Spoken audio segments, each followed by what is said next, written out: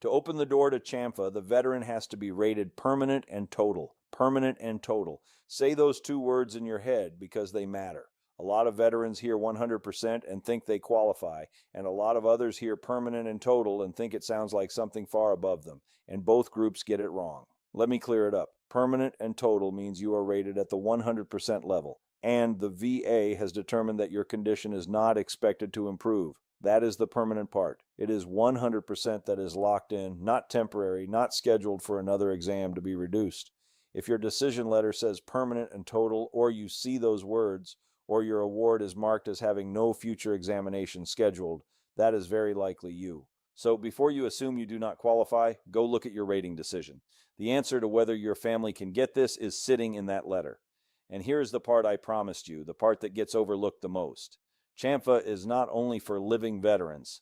If a veteran was permanent and total at the time they passed away, or if the veteran died from their service-connected condition, the surviving spouse and the dependent children can still be eligible for CHAMPVA. So if you are a surviving spouse of a disabled veteran and you have been struggling with health coverage, this is exactly the kind of thing you owe it to yourself to check, because the family benefit does not automatically disappear when the veteran is gone. Let me also cover the children because parents always ask. Dependent children are generally covered up through age 18, and if your child is enrolled in school, college, or another educational program, that coverage can continue up to age 23. So this is not just a spouse benefit. It can cover your kids through the years where a family is often stretched the thinnest. Now let us talk about what it costs, because this is where you really see the value. There is no monthly premium for CHAMPVA, none. Think about what your family pays just to have a private health plan every month, and then picture that number being zero. The way the cost sharing works is simple. There is an annual deductible of $50 per person, with a cap of $100 per family per year.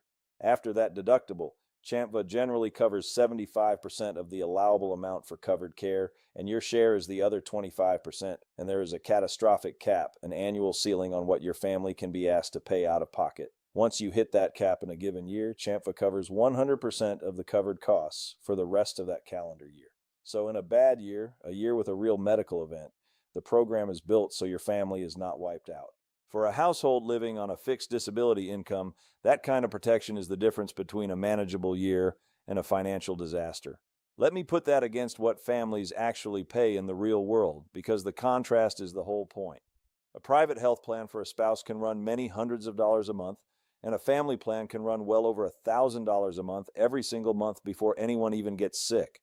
Over a year, that is many thousands of dollars just for the privilege of having coverage. Now set that next to CHAMPVA, where the premium is zero, the deductible is $50 a person, and the worst case in a bad year is capped. For a disabled veteran's family, that is not a small discount. That can be the single biggest line item you ever stop paying. I have seen the math change everything for families who had been quietly skipping the spouse's coverage altogether because they simply could not fit another premium into a fixed income.